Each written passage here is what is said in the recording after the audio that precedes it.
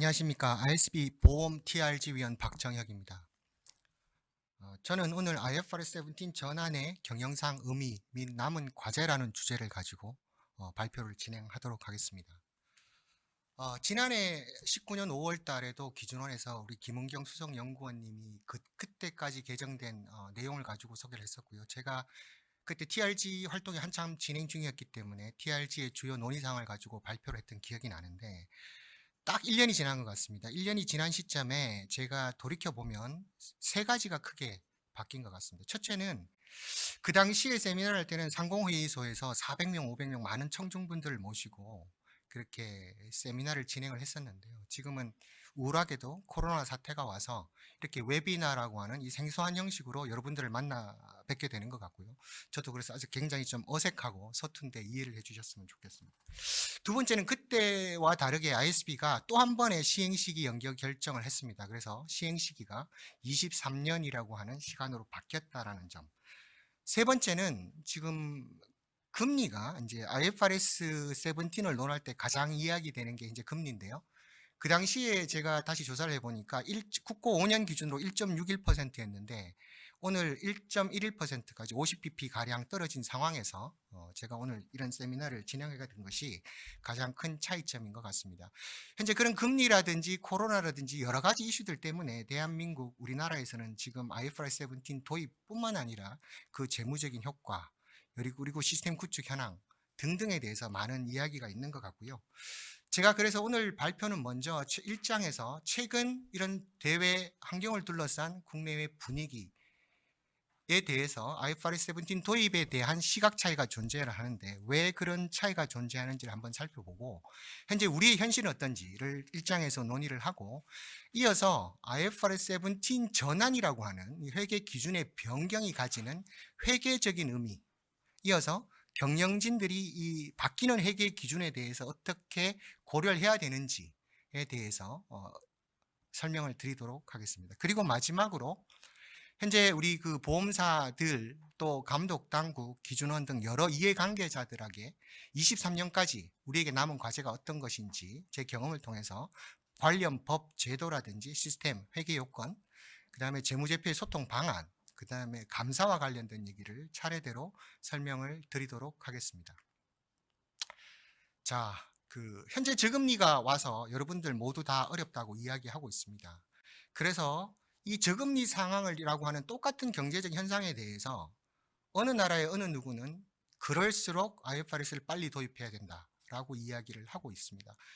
20년 2월 18일 ISB와 EU 경제통화위원회 회의에서 ISB 한스 위원장께서는 네거티브 마이너스 금리 상황 하에서는 특별히 IFRS를 더 빨리 서둘러야 된다는 이야기를 하셨고요. 그에 반해서 한국의 최근 모 언론에서 모 교수님께서 이런 저금리 사태로 인해서 IFRS 도입 자체를 지연을 넘어서 도입 자체를 전면 재검토해야 된다는 주장도 언론에 소개가 되고 있습니다. 자, 그럼 지금 이 저금리가 왔고 코로나 사태로 와서 경기가 불경기고 이런 이유를 통해서 현재 국내 언론은 소개되는 내용을 잠깐 살펴보면 보험회사 가치가 떨어지고 믿을 건 도입 불발뿐이다. 보험사가 망하면 소비자도 망한다. 도입 연기에도 1년 연기됐음에도 불구하고 깊어지는 자본 확충 부담, 고민, 최소한 5년 늦게 도입 이런 이야기들이 사실 언론에 계속 소개되고 있습니다. 자, 그렇다면은 세븐틴이 도대체 뭐길래 뭐를 요구하기 때문에 이 보험회사의 재무 정보가 공개가 되면 보험회사가 망하고 그래서 도입이 지연되어야 되는지 한번 생각해 볼까 합니다. 보험회사의 경영은 사실 굉장히 복잡하다고 말씀하시는데 아주 심플합니다. 그러니까 보험회사는 어떤 보험 계약을 통해서 보험 계약자에 대해서 보험료를 받고요. 그 받은 보험료를 자산을 운용을 합니다. 뭐 채권을 살 수도 있고 부동산을 살 수도 있겠죠. 그 운용하는 성과를 통해서 나중에 보험 계약자에게 약속한 금액을 사고가 났을 때 돌려주는 그런 비즈니스를 합니다. 그래서 예를 들어서 보험 계약을 체결하면서 보험 계약자한테 내가 사고가 났을 때 아니면 연금을 받을 때 현재 보험료 받은 거에서 5% 정도 이자를 불이해서 주겠다라고 약속을 했다고 합시다. 그런데 현재 저금리가 오니까 현재 금리가 국고가 1% 수준이니까 자산 수익률을 아무리 노력해도 2%, 3%인 거예요. 그러다 보면은 우리 전문 용어로 역마진이라고 하는, 즉 보험료를 받았는데 그걸로 아무리 성과를 내려고 해도 약속한 것만큼 보험회사가 돈을 벌지 못하는 겁니다. 그렇게 되면은 재무회계는 아주 간단합니다. 그 부족한 분만큼 부채를 더 쌓고 그것을 자본을 감소시키는 게 회계의 기본이죠. 그래서 이런 재무 정보가 드러나는 것이 지금 늦어져야 된다는 얘기를 하는 거고요. 그렇게 되었을 때 과연 이 정보를 이용하는 주주, 당연히 보험계약자도 재무 정보를 이용을 합니다. 그 다음에 애널리스트 등 이런 사람들한테 과연 유리한 것인지 우리가 한번 생각을 해봐야 되고, 저는 재무 정보를 작성자 입장에서 말씀드리자면 정확한 재무 정보를 반영해 주는 것이 기업의 기본적인 의무라고 생각을 합니다.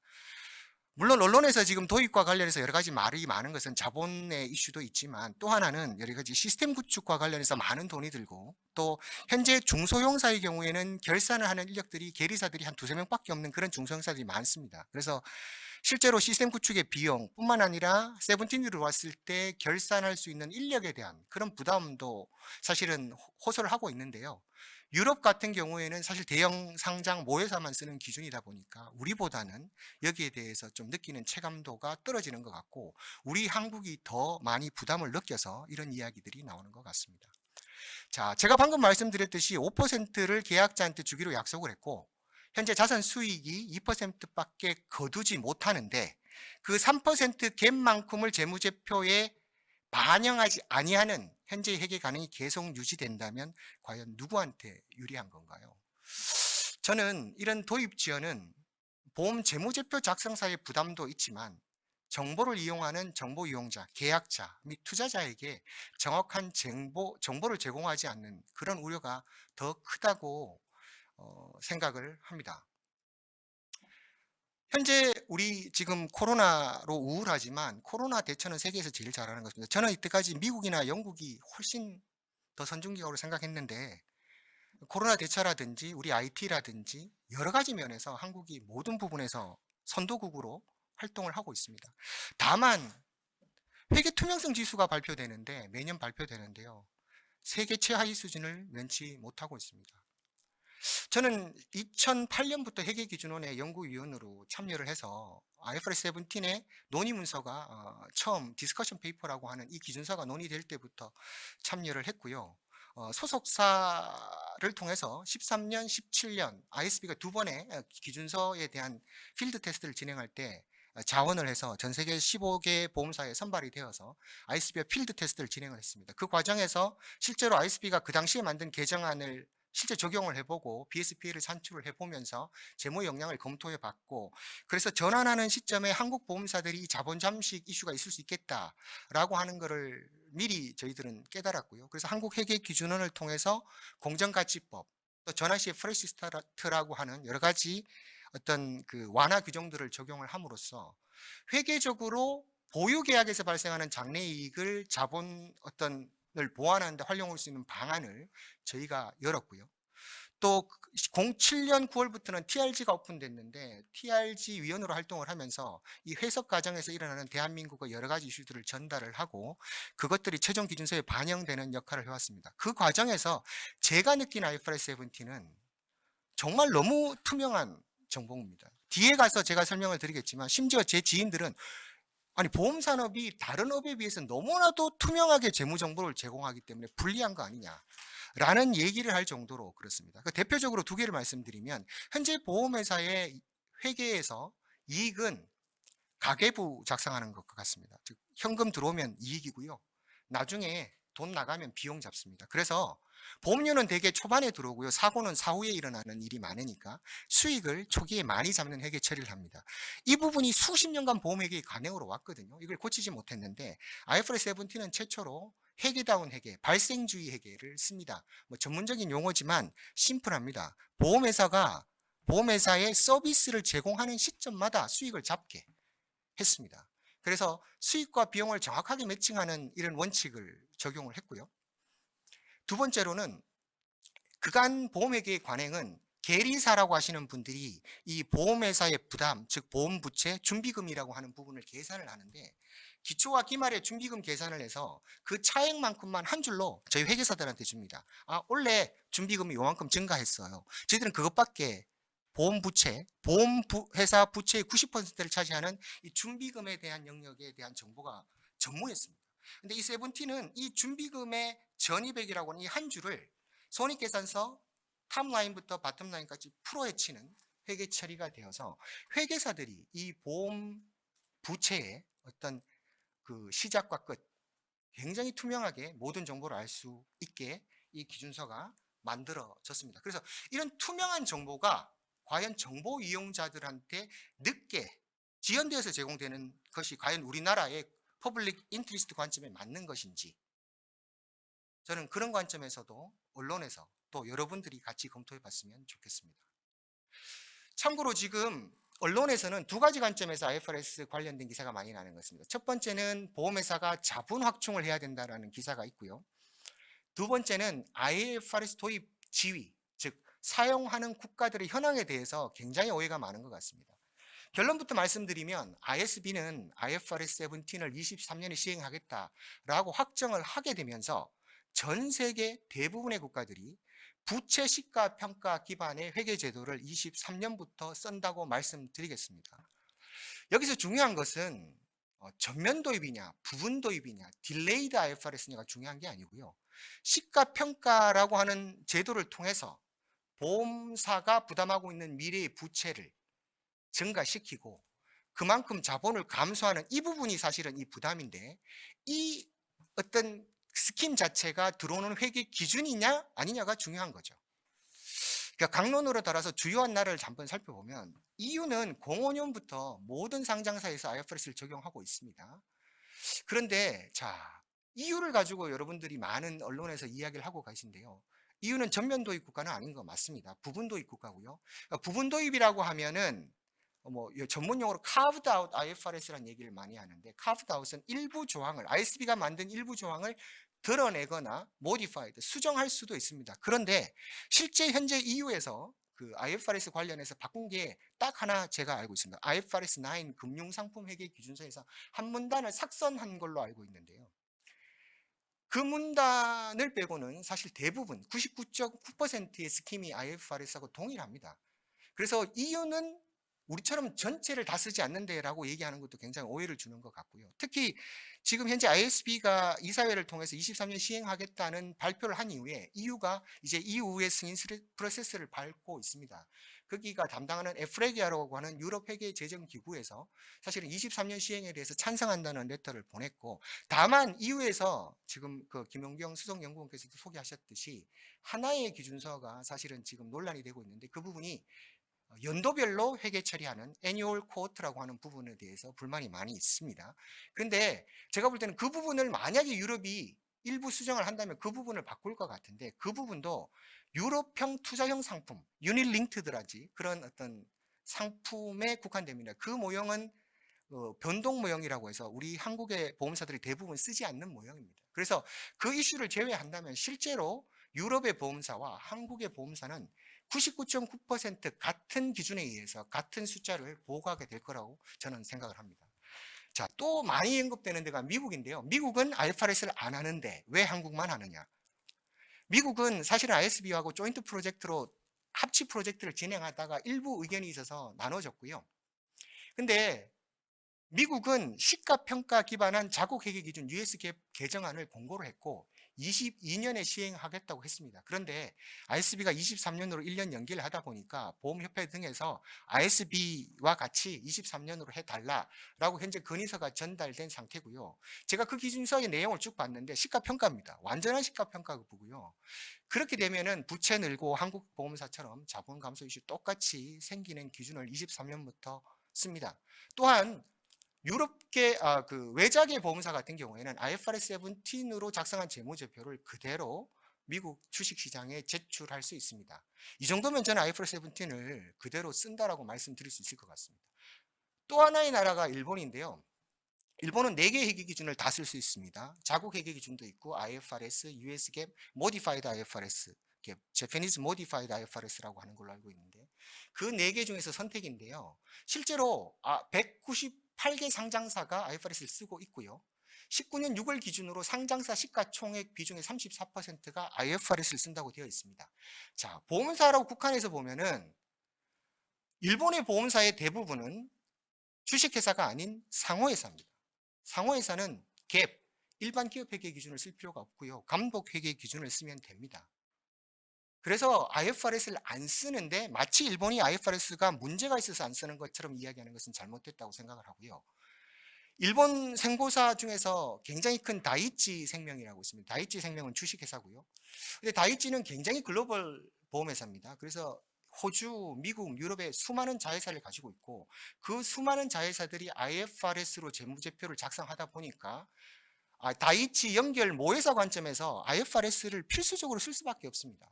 자회사들에 대한 관리를 해야 되니까 단일한 기준으로 관리를 해야 되다 보니까 그래서 다이치에 제가 경리나 계리 임원분들하고 디스커션을 계속 많이 해왔고 그분들이 우리의 사례를 많이 궁금해하고 있습니다.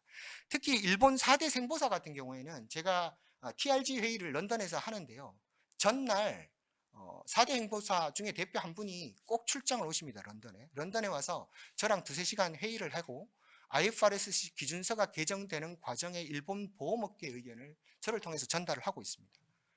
굉장히 앞선서 제도 개정, 국제적인 룰 제정에 관여를 하고 관심을 표명하고 있습니다. 마지막으로 중국인데요. 중국은 사석에서 제가 들은 이야기입니다만은 IFRS 17의 모태는 중국 자국 회계 기준이다라고 이야기를 합니다. 실제로 중국이 쓰는 C로스라고 하는 지급 여력은 시가평가 기반으로 되어 있고요.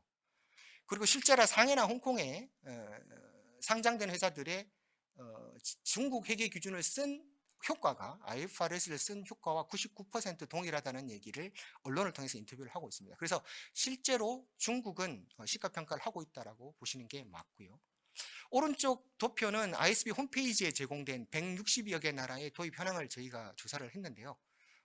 전면 도입한 국가가 60%고요. 부분 도입, 방금 얘기했듯이 일부 조항 바꾼 나라가 34%, 대부분이 IFRS를 씁니다. 그래서 한국이 IFRS를 도입을 쓰지 않자는 것은 저기 6%에 속하는 미도입 국가로 가자는 건데 저기 미국이 들어가 있겠죠. 시가평가한 나라들이 상당히 있습니다. 과연 그게 맞는 이야기인지 저는 의문이 들고 전 세계적으로는 유럽, 미국을 포함해서 시가 기준의 회계 기준이 23년에 동시 시행된다고 말씀드리겠습니다. 다음으로는 전환의 의미에 대해서 제가 이제 설명을 드릴 텐데요. 저는 IFRS 관련된 업무를 하다 보니까 저희 경영진이나 외부에 이렇게 만나는 분들을 통해서 가장 많이 받는 질문이 뭐냐 하면 보험회사의 경제적인 실질이 체력이 하나도 바뀐 게 없는데 왜 IFRS 17으로 바꾸게 되면 자본이 이렇게 줄고 이익이 왜 이렇게 바뀌지? 왜 그런 거야? 라는 질문을 많이 받습니다. 그래서 그 부분에 대해서 세븐틴 전환이 갖는 회계적 의미를 먼저 설명을 드리고 이 세븐틴이 워낙 시가평가라고 하는 이 보험사 경영의 패러다임을 바꾸다 보니까 그 부분에 대해서 지금 최근에 많은 경영진들이 궁금해 하시는 것 같습니다.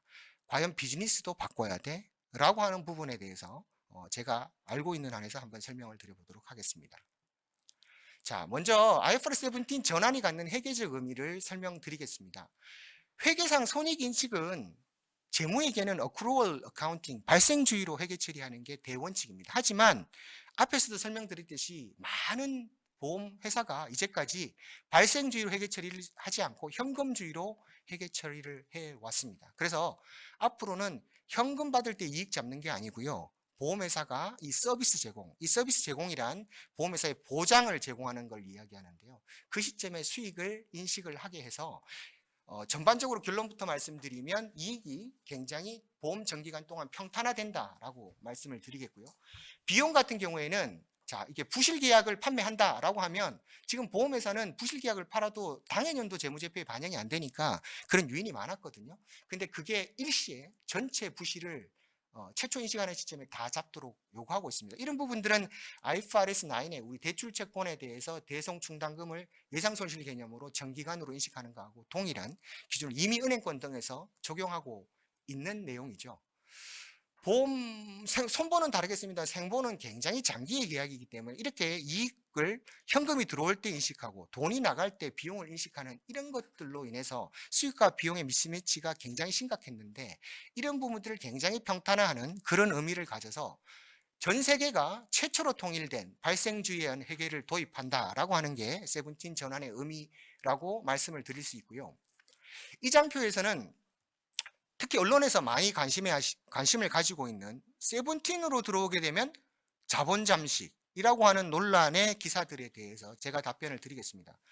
마치 IFRS 17이라고 하는 회계 기준이 들어와서 보험회사의 자본 잠식의 주범인 것처럼 그렇게 지목되고 있습니다만은 실제로는 앞에서도 말씀드렸듯이 보험회사가 약속한 금리 수준보다도 자산을 운용하는 실적이 떨어지는 그 시점부터 현재 회계 기준 하에서도 그 부채는 즉시 부채로 잡게 기준이 세팅이 되어 있어서 그 부분을 이제 부채 적정성 평가라고 하는 부분인데요. 그 부분이 제대로 작동이 된다면 현재 재무제표도 저는 세븐틴과 동일하게 올해 결산부터 반영되어야 된다고 생각을 합니다. 그런데 그 유럽 같은 경우에는 16년에 솔번시가 들어오면서 시가평가에 대한 준비가 되어 있었고요. 그래서 아마 IFRS4 한국과 똑같은 기준을 쓰고 있는데도 이 LAT라고 하는 준시가평가 제도를 통해서 현재 저금리 상황들을 현재 회계 기준에 아마 반영을 했을 겁니다. 그런데 우리나라는 그 효과가 23년에 도입한 효과가 너무 크다 보니까 그 충격을 단계적으로 준비하자라고 하는 어떤 거시적인 플랜 하에서 단계적으로 부채를 쌓는 그런 이행하는 단계를 진행하고 있다고 보시면 되겠습니다. 그래서 현재는 매년 우리가 약속한 5% 금리만 더 쌓아가는 그런 회계처를 해왔는데 이게 저금리가 와서 제가 방금 말씀드린 그 포인트 수익률이 떨어지는 포인트가 오면 현재 회계 기준에서도 이 LAT를 통해서 추가 부채를 적립을 해야 됩니다. 다만 이게 기업 일반 회계 기준이기 때문에 그 증가분 전체를 일시에 인식해야 된다는 이야기도 있지만 현재 IFRS4라고 하는 회계 기준이 대부분의 각국의 회계 가능을 인정하고 있기 때문에 그 문구를 좀 더 광역적으로 해석을 해서 저희가 이 단계적으로 부채를 증가하는 부분을 채택을 하고 있는 거죠. 자, 그래서 말씀드렸듯이 이 전환하는 시점에 IFRS 17에 대한 어떤 효과의 자본 잠식의 이 파고를 일단 우리가 이렇게 감독 당국에서 지정한 그런 단계적인 충격 완화 방법을 통해서 잘 대응을 해서 23년에 넘어갔다고 한다면 그 다음부터는 IFRS 17 손익은 현재하고는 다르게 굉장히 안정적이고 현재보다 높은 수준의 이익이 나올 것으로 저는 예상을 합니다. 왜 그러냐 하면 현재 회계에서 보험 손익은 앞에서 말씀드렸듯이 대부분 초기 인식을 하고요. 또 사업비를 이연하는 회계를 통해서 초기의 과다 이익을 인식하고 있는데 보험 손익은 굉장히 균등하게 평탄화해서 인식을 한다라는 점이 있고요. 이 손익이 갑자기 좋아지는 부분은 사실은 이 투자 손익 부분인데 전환하는 시점에 미래의 투자와 관련된 미래 전체 손익을 전환하는 시점에 IFRS는 일시에 부채를 쌓고 넘어가다 보니까 23년 이후에는 투자와 관련된 부분에 손익이 현재처럼 터지지 않고 그 부분이 플러스로 전환되면서 2차도 발생을 하게 됩니다. 그래서 안정적으로 보험 손익이 있고 그 다음에 또 2차를 관리하는 회사 같은 경우에는 굉장히 손익이 좋아진다는 말씀을 드리겠습니다. 자, 이어서 경영이 갖는 의미를 설명을 드리면 현재 보험 부채는 저희가 2차, B차, 4차라고 하는 3위원 방식으로 저희가 보험료도 산출을 하고 있고요. 결산도 하고 있습니다. 하지만 세븐틴은 시가평가다 보니까 보험료를 결정하는 이 원가 요소들을 2차, B차, 4차라고 하는 이 3개만 반영하게 되면 굉장히 허술하게 많이 비는 거죠. 그렇게 반영되지 아니한 원가 요소에 의해서 손익의 설명성이 떨어지게 됩니다. 그래서 유럽에서는 이런 시가평가를 선도입한 국가의 경우는 상품을 단순화하는 작업을 했습니다. 그러나 반대로 반드시 모든 회사가 단순화할 필요는 없고요. 그 원가를 잘 관리할 수 있는 회사는 경우에 반대로 경쟁적으로 복잡한 상품을 팔 수 있는 메리트가 생길 수도 있다고 생각을 합니다. 그 다음에 이 원가라고 하는 부분이 지금 저기 가정의 중요성에 가정에 해당이 되는데요. 이 가정이 결국은 보험회사의 앞으로 우열을 가리는 요소가 될 거라고 생각이 되고 뒤에서 좀 더 설명드리는 기회가 있을 겁니다. 그 다음에 보험료 결정 방식도 현재 3위원 방식이 아니라 계속 이야기하는 캐시플로우 프라이싱 방식이 도입되어야 된다라고 이야기를 하는데 이 부분은 왜 그러냐 하면 전환하는 시점에 우리가 보험 계약을 그룹을 나눠서 손상 그룹은 따로 나눠서 즉시 손상을 떨어야 되거든요. 근데 현재 3위원 방식으로 하다 보면 특정 나이대에는 우리가 손상이 나는 계약을 팔게 됩니다. 그러면 그 부분만 반환해서 손상을 터뜨려야 되는데 유럽은 3연 방식이 아니라 이미 캐시플로우 프라이싱으로 가다 보니까 그런 손상 이슈가 한국보다 작습니다. 캐시플로우 방식이라는 게 특정 마진에다 특정 원가에다가 타겟 마진을 더하는 방식으로 가다 보니까 전연령대에 걸쳐서 평탄화된 손익 패턴을 가집니다. 그래서 손상 이슈에서 훨씬 자유롭다는 점을 말씀을 드리고요. 지금 유럽 보험사가 마지막까지 ISB와 다퉜던 이 애뉴얼 코트, 연도별 손익 관리라는 부분도 제가 이거 많은 얘기를 드리고 싶은데 시간 관계로 해서 제가 다 설명은 못 드릴 것 같고, 이때 책임 경영, 투명성이라든 측면에서 이 애뉴얼 코트가 굉장히 중요하게 나눠질 거고, 저는 이 부분과 관련해서 연도별로 구분해서 앞으로 손익을 관리한다면 현재 우리 계리 제도들, 특히 공시이율 제도라든지 손익을 누적해서 관리하는 여러 가지 제도들의 정비도 23년 이후부터는 다시 한번 재고를 해볼 필요가 있지 않을까라는 말씀을 짧게 드리고 넘어가겠습니다. 또한 재무제표가 앞으로 손익계산서가 현재 재무제표를 보면 투자 성과가 뭔지, 보험을 해서 얻는 이익이 얼마인지를 구분하기가 되게 어렵습니다. 그런데 세븐틴에서는 크게 보험회사가 영업을 통해서 얻는 수익과 자산 운용을 통해서 얻는 성과를 구분해서 보여주게 하고 있고요. 그 다음에 장래이익 단기 인식분이라는 게 뭐냐 하면 앞에서 기준원에서 설명하신 이 CSM의 당해년도 인식분입니다. 즉 보험회사가 보험계약 비즈니스를 통해서 얻게 되는 이익을 안분해서 당해년도 목만큼 저기에 반영을 하거든요. 그리고 나서 남는 이익이 뭐냐면 예상과 실제 차라고 하는 건데, 지금 보험 요소를 보험료를 결정하는 이 가정들의 우리가 처음에 예측한 이 보험료와 실제 결과로 나오는 현금 흐름과 이 차이가 예실차라고 해서 저기가 수익과 비용으로 찍히게 됩니다. 그래서 우리가 예측한 대로 경영을 100% 잘했다고 한다면은 저기 예상과 실제 금액은 제로가, 동금액이 찍혀서 제로일 겁니다. 그래서 결국 보험회사 이익은 장래이익의 삼각분만 보험이익으로 찍히는 회사가 될 거고요. 투자 수익은 자산이 들어오는 부분은 똑같이 현재와 같을 거지만 비용 부분이 우리 전환 시에 들어오는 공정가치나 프레시 스타트라는 제도를 통해서 낮아져 있어서 2차 이익이 발생하는 구도로 간다고 말씀을 드리겠습니다. 또 하나, 현재 준비금은 책임준비금 이렇게 되어 있습니다. 근데 이 부분이 원가 부분과 회사의 이익 부분을 구분해서 표시를 할 것을 요구하고 있습니다. 이 이익 부분을 CSM이라고 하는데요. 이 CSM이 장래이익의 원천이 되고요. 이 CSM이 버프가 적정량이 있어야지만 손익변동성을 완화할 수 있고, 이 부분이 순자산과 합쳐서 우리 애널리스트들은 회사 가치 지표로 활용할 것으로 보이고 있습니다. 향후 남은 과제는 여러 가지 내용이 있는데요. 먼저 시스템 구축 프로젝트를 하다 보니까 현재 지금 남아있는 게 법인세, 이연법인세 같은 텍스 관련 부분과 그 다음에 계약자 배당 같은 부분들이 아직 규정이 정비가 되지 않아서 이 부분이 공란으로 남아져 있는데, 이 부분도 빨리 정비가 되어야 될 것 같고요. 여러 가지 아직도 일반 회계, 감독 회계, 또 세무회계 여러 가지 재무제표가 나눠져야 되는지, 통일될 수 있는지, 이런 부분에 대한 결론도 보험회사는 시급하게 결정을 기다리고 있고, 신지급 여력 제도도 지금 예고되어 있습니다만은 가용자본이라고 하는 이 분자 계산하는 영역에서는 IFRS 17 자본을 그대로 사용해 보면 어떨까 하는 생각을 해봅니다. 그러면 중소형사 같은 경우에 굉장히 결산의 부담이 줄어들 걸로 생각되고요. 23년 시행이지만 실제 비교 공시를 고려한다면 21년 상반기까지는 법과 제도가 정비될 필요가 있을 것 같습니다. 현재 시스템과 관련해서는 지금 뭐 A군, B군, C군이 있는 것 같은데요.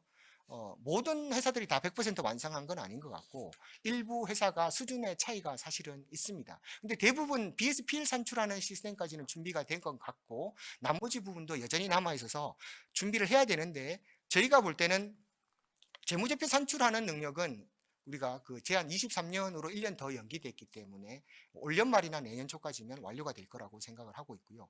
이 재무제표도 현재는 굉장히 단기 손익 중심으로 바라보는 뷰 자체가 대차 대조표 중심, 즉 CSM과 손익계산서 상에서는 예상과 실제 차이, 그리고 단기 손익의 변동성만 집중하는 게 아니라 기타 포괄손익까지 포함한 총 포괄손익으로 경영을 바라보는 뷰가 바뀌어야 될 것이라고 생각을 하고요.